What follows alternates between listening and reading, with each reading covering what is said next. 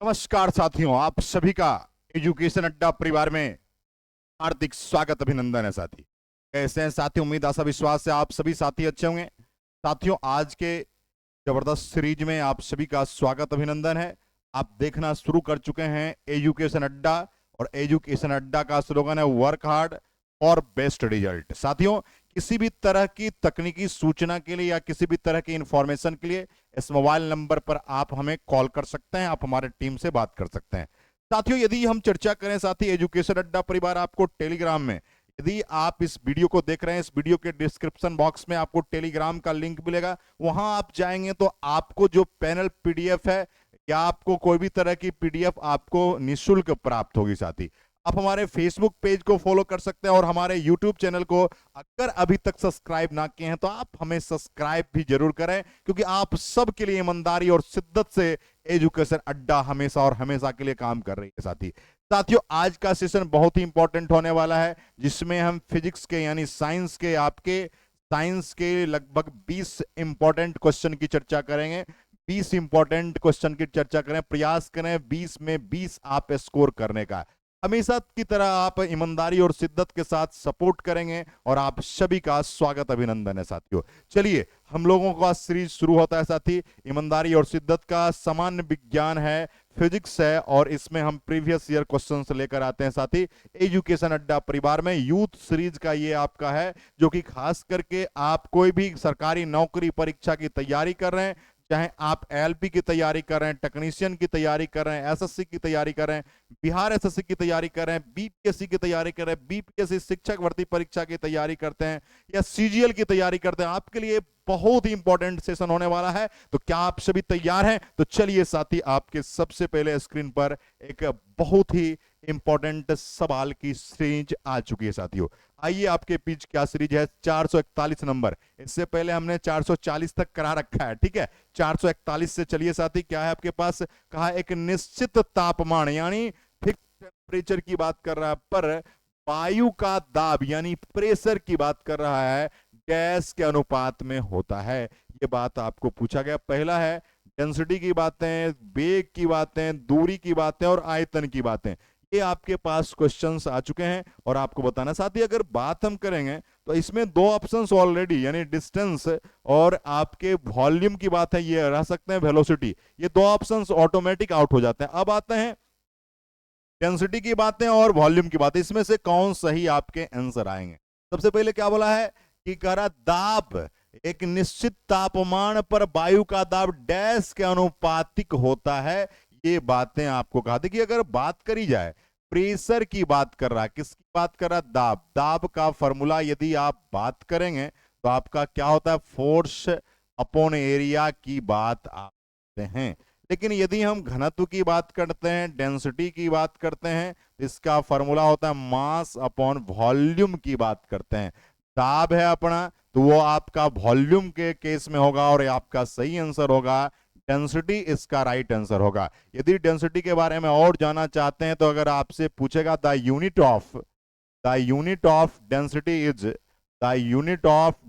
Is कितना हो जाएगा मेरे भाई? आप कहोगे केजी पर मीटर क्यूब की बात करेंगे। KG per metre cube is the SI unit of density, यानी घनत्व की इकाई आपका केजी पर मीटर क्यूब है। क्लियर है? चलिए दूसरे क्वेश्चंस की ओर बढ़ते हैं। सबसे पहले आपके 442 नंबर पर दाब को किस परिभाषित किया जाता है? दाब को यानी प्रेशर को, हाउ टू प्रेशर डिफाइंड। देखिए, अभी अगर हम बात करेंगे तो आपके पास आएगा साथी दाब की बातें, यानी जिसे आप प्रेशर कहते हो। इसका फॉर्मूला आता है फोर्स अपॉन एरिया, यानी आप कहोगे बल, बल बटा क्षेत्रफल की बातें कहोगे। तो साथियों, बल का यूनिट आपका हो जाएगा न्यूटन बटा मीटर स्क्वायर की बात करोगे साथी। और इसे आप पास्कल भी कहते हो। क्या कहते हो? पास्कल।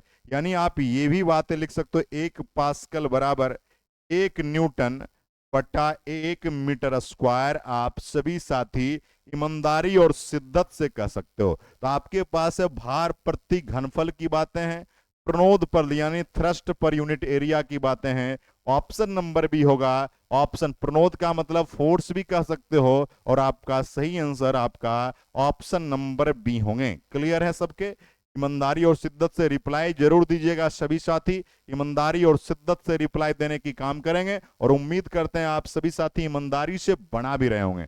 चलिए हम लोग चलते हैं अगले क्वेश्चंस को लेकर आपके पास। आइए साथी, आपके पास एक इंपॉर्टेंट सवाल है 443 नंबर। कह रहा पानी का घनत्व क्या है। देखिए डेंसिटी की जब बातें होती है तो दो बात आप याद हमेशा रखिएगा डेंसिटी को लेकर। क्या बातें? दो बातें। एक आपको याद रखना है वाटर की डेंसिटी क्या होती है, और दूसरा आपको याद रखना है आइस की डेंसिटी क्या होती है।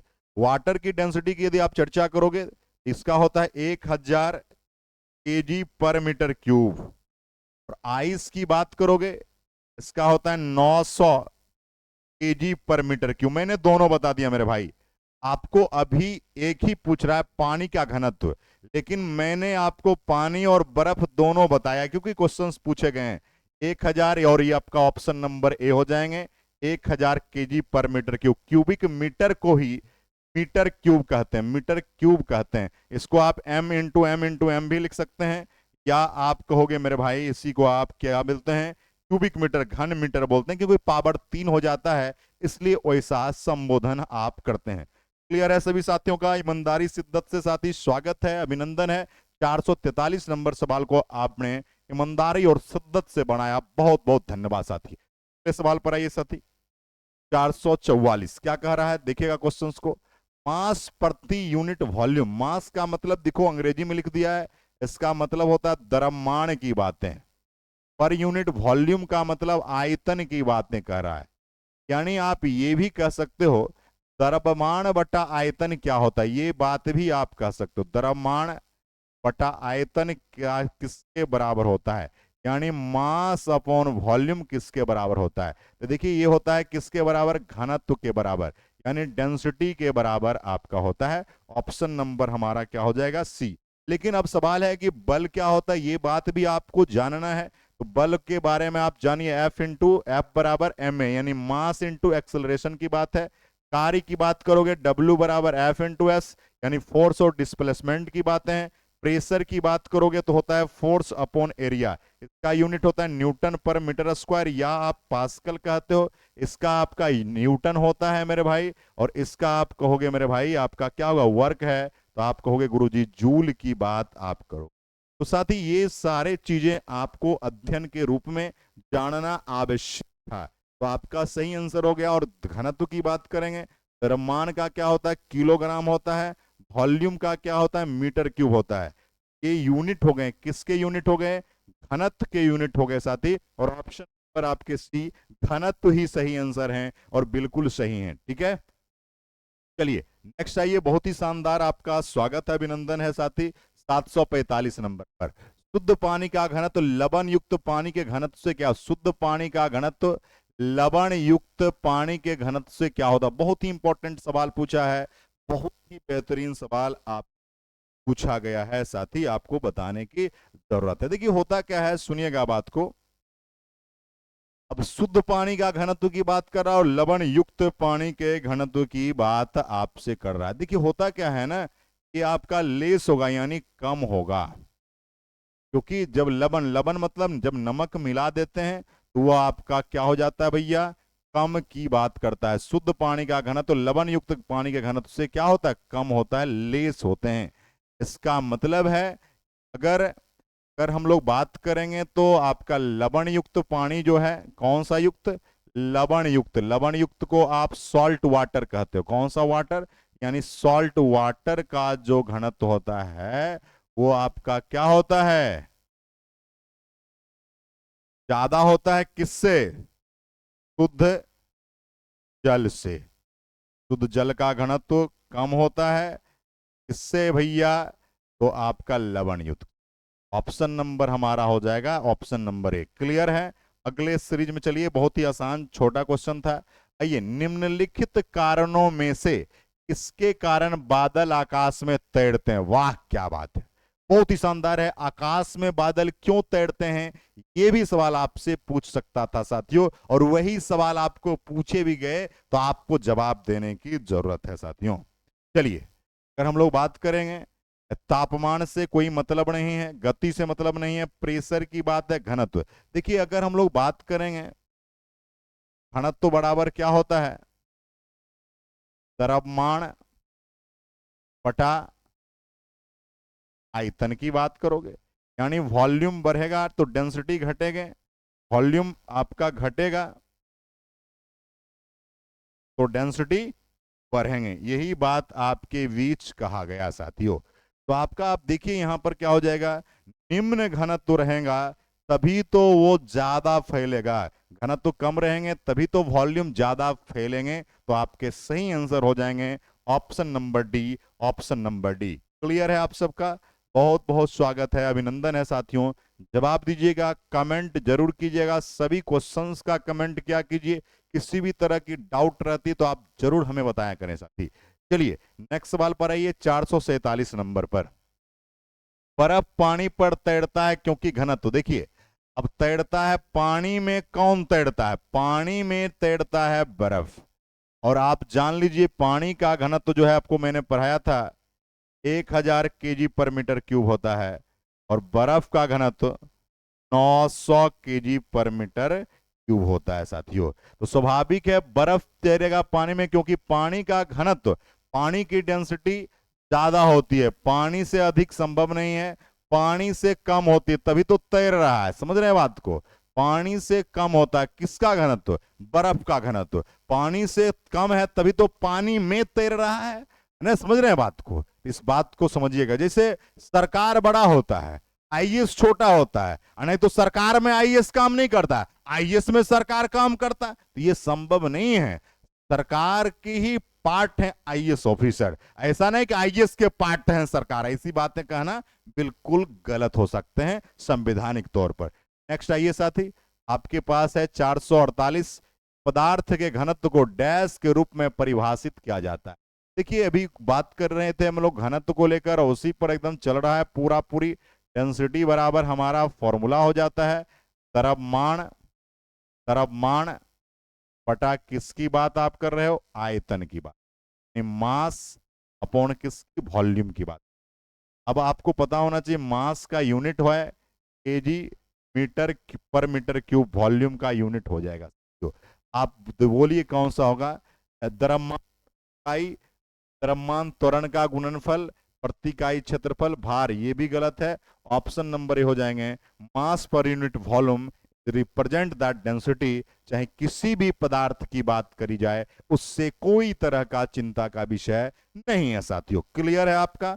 बहुत बहुत स्वागत है, अभिनंदन है। अगले सीरीज में चलिए 448 नंबर, 449 आइए। पदार्थ के एकांक आयतन के द्रव्यमान को क्या कहते हैं? आंख बंद कीजिए, घनत्व कहते हैं, वही चीजें आ रही है बार बार, यानी डेंसिटी बराबर आप कह सकते हो मास अपॉन वॉल्यूम, मास का किलोग्राम, वॉल्यूम का मीटर क्यूब आप कह सकते हो। क्लियर है यहां तक मेरे भाई? चलिए नेक्स्ट सवाल पर आइए, 750 नंबर। आइए बहुत ही इंपॉर्टेंट सवाल पूछ दिया है, नॉमरिकल टाइप का, लेकिन आप चुटकी में नॉमरिकल बना सकते, यदि कॉन्सेप्ट क्लियर हो जाएगी तो नॉमरिकल आप चुटकी में बना सकते हो। समझ रहे हैं हमारी बात को? तो आप आइए, चांदी का अपेक्षिक घनत्व 10.8 है, पानी का घनत्व इतना है, अभी जस्ट पढ़े भी थे, एक 10 पर पावर 3, दोनों का मतलब एक ही है। एसआई में चांदी का घनत्व क्या होगा? वाह क्या सवाल पूछा। तो सबसे पहले आपको जानना होगा अपेक्षिक घनत्व के बारे में, क्या आप रिलेटिव डेंसिटी कहते हैं, फॉर्मूला होता है, क्या होता है, चांदी का घनत्व बटा पानी का घनत्व, यही फॉर्मूला है। अब देखिए ना, अपेक्षिक घनत्व का मान दिया गया 10.8, चांदी का घनत्व निकालना है तो x मान लीजिए, और इसका मान है 10 पर पावर 3, क्रॉस मल्टीप्लाई करिए, क्या हो जाएगा, x बराबर 10.8 इंटू 10 पर पावर 3 की बात करोगे, 10 पर पावर यानी और केजी पर मीटर क्यूब। आइए कौन सा है देखिए, और आपका आंसर दिख रहा है ऑप्शन नंबर फर्स्ट में ही दिख रहा है साथी, ऑप्शन नंबर फर्स्ट में ही दिख रहा है आपका। क्लियर है? बोलिए साथियों, क्लियर है ना? अपेक्षिक घनत्व का मैंने फॉर्मूला लगाया, चांदी का घनत्व क्वेश्चन पूछ रहा है, उसको हमने एक्स मान लिया, क्रॉस मल्टीप्लाई किया, आपका आंसर आपके सामने आ चुका है, ऑप्शन नंबर ए। नोमरिकल भारी नहीं होते, इस बात को समझिए। का ठीक अगला सवाल भी इसी पर आधारित है, उम्मीद करते हैं बना लीजिएगा। 751 में आइए साथी। घनत्व निम्नलिखित में किसका अनुपात है? देखिए, अगर घनत्व की बात करेंगे तो आपको पता होना चाहिए, घनत्व बराबर होता है फॉर्मूला द्रव्यमान बटा आयतन की बात करिए, यानी डेंसिटी बराबर मास अपॉन वॉल्यूम की बात करिए, केजी पर मीटर क्यूब की बात आप करें तो साथियों आपका हो जाएगा द्रव्यमान बटा आयतन। ऑप्शन नंबर सी का राइट आंसर। ऑप्शन नंबर क्यों कौन हो जाएंगे का सही जवाब होगा। लेकिन मैं कह रहा था नोमरिकल एक आएगा। नोमरिकल देखिए आपके पास आएंगे, टेंशन नहीं लेना है, नोमरिकल आपको आएंगे, जबरदस्त नोमरिकल इस सीरीज में हमने दिया है। निम्न में किसका घनत्व जल के घनत्व से अधिक होता है? क्या बात है, जल से अधिक घनत्व किसका होता है? आपको जवाब देना है। क्यों? कॉर्क का गलत बात है, आइस का गलत बात है, लोहे का कील का, आयरन नेल का, इसका घनत्व जो है किससे ज्यादा होता है? जल के घनत्व से ज्यादा होगा, यानी जल का घनत्व आपका कम होगा किससे? लोहे के कील से। चलिए नेक्स्ट आइए, 753 नंबर। देखिए नोमरिकल में कह रहा था, फिर आपके बीच नोमरिकल प्यारा सा। चांदी का घनत्व इतना है, अभी जस्ट निकाले भी थे। पानी का घनत्व इतना है, तो चांदी का अपेक्षिक घनत्व देखिए मेरे भाई, अभी आपने लगाया था, याद करिएगा, अपेक्षिक घनत्व का फॉर्मूला क्या लगाए थे, याद करिए। आया था आपने चांदी का घनत्व बटा पानी का घनत्व, यही लगाया था। इसमें आपेक्षिक घनत्व निकालना है, तो चांदी का घनत्व का मान कितना दिया? 10.8 इंटू 10⁻3। पानी का घनत्व कितना दिया? 10⁻3। इसको काट दीजिए ना, ऑप्शन नंबर सी। ऐसे भी कोई चाहता है कि बिना सॉल्व किए बनाए, देखिए घनत्व का रेशियो क्या होगा? यूनिट लेस होगा, ये सब में यूनिट था, ये संभव नहीं है, यूनिट लेस होगा। क्योंकि अगर आपसे कह देगा कभी आपेक्षिक यानी रिलेटिव डेंसिटी का यूनिट क्या होगा मेरे भाई? इकाईहीन होगा, यूनिट लेस क्वांटिटी होंगे, इस बात को याद रखिएगा। खबर में बहुत कुछ गड़बड़ हो जाता है, समझ रहे हैं हमारी बात को मेरे प्रिय साथियों? तो आपको बनाने की आवश्यकता है, नहीं बनाना तो बना सकते इस तरह से। क्लियर है? 754 में, यदि वायु में जलवाष्प की मात्रा अधिक हो जाए तो वाष्पीकरण की दर क्या हो? जलवायु में वाष्प यानी वेपर की मात्रा अधिक हो जाए तो क्या होगा, आपको बताने की आवश्यकता है साथियों। चलिए,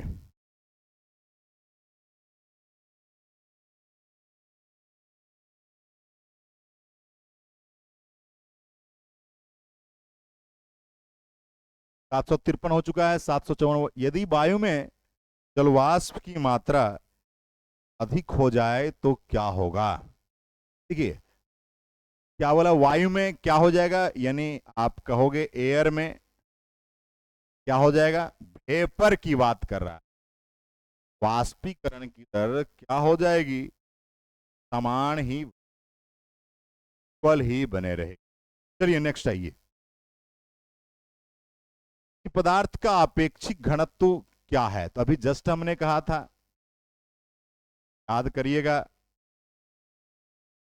अपेक्षिक घनत्व बराबर, याद करिएगा, पदार्थ का, वहां चांदी था तो चांदी लिख दिए थे, पदार्थ का घनत्व बटा जल का घनत्व। आइए कौन सा ऑप्शन है? गुणा में है, नहीं चलेगा, नीचे पदार्थ है, नहीं चलेगा, और ऑप्शन नंबर सी चलेंगे, और density of substance, density of water, option number C चलेगा। रिलेटिव डेंसिटी की बात पूछ रहा है, अपेक्षिक घनत्व को आप आरडी बोलते हो, यानी रिलेटिव डेंसिटी, यानी डेंसिटी ऑफ सब्सटेंस बटा डेंसिटी ऑफ वाटर की बात आप करो। क्लियर है? चलिए, कणों की अधिकतम गतिज ऊर्जा डैश में होती है, तो भैया गैस में हो है। काइनेटिक एनर्जी का फॉर्मूला क्या होगा? हाफ mv स्क्वायर का वेलोसिटी ज्यादा एस में इंटरमॉलिकुलर फोर्सेस कम होते हैं, इसलिए ज्यादा गतिमान होते हैं। इंटरमॉलिकुलर फोर्स कम होने के कारण गतिमान ज्यादा है, तो काइनेटिक एनर्जी भी ज्यादा होगी। चलिए, वह स्थिति जिसमें आणविक आकर्षण अत्यधिक दृढ़ यानी ज्यादा होता है। आप जान लीजिए, सबसे ज्यादा सॉलिड में होता है, उसके बाद लिक्विड में होता है, और उसके बाद गैस में होता है। सबसे कम गैस में होता है, इसलिए ज्यादा काइनेटिक एनर्जी की बात करते हैं। और सबसे ज्यादा आकर्षण इंटरमॉलिकुलर फोर्सेस सॉलिड में होते हैं, उसके बाद लिक्विड में होते हैं, उसके बाद गैस में सबसे कम होते हैं। ठीक है, क्लियर है? कॉन्सेप्ट समझ में आ रही है? एक एक चीज समझा रहा हूं। चलिए नेक्स्ट सवाल पर आइए। 758 नंबर। गैस में आणविक गति के वितरण पर तापमान में वृद्धि के प्रभाव के संबंध में निम्नलिखित में कौन सा कथन सत्य नहीं है? देखिए, इनकरेक्ट पूछ रहा है, करेक्ट नहीं पूछ रहे हैं, इनकरेक्ट की बातें पूछ रहा है साथी। चलिए, संभावित गति बढ़ जाती है, संभावित गति के साथ अणुओं का अंश बढ़ जाता है, वितरण व्यापक हो जाता है यानी लार्ज हो जाता है, वितरण वक्र के तहत क्षेत्र उतना ही रहता है जितना निम्न तापमान के रहता है, और आपको बताने की आवश्यकता है साथ। देखिए, एक्चुअली क्या होता है कि जब टेम्परेचर बढ़ेगा, संभावित गति के साथ अणु का अंश वो सीधे फैलते जाता है। बात को याद रखिएगा, मॉलिक्यूलर फोर्सेस जो हैं कम होने के कारण उसकी आणविक गति ज्यादा होती है, और आणविक गति जब ज्यादा होंगे तो काइनेटिक एनर्जी ज्यादा होंगी, तो आपका क्या होगा? आपका उसका जो मोशन है वो बढ़ते जाएंगे। आइए, गैस अनुगति सिद्धांत, kinetic energy theory of gases के अनुसार परम शून्य ताप तभी हो सकता है। परम शून्य ताप को आप जान लीजिए।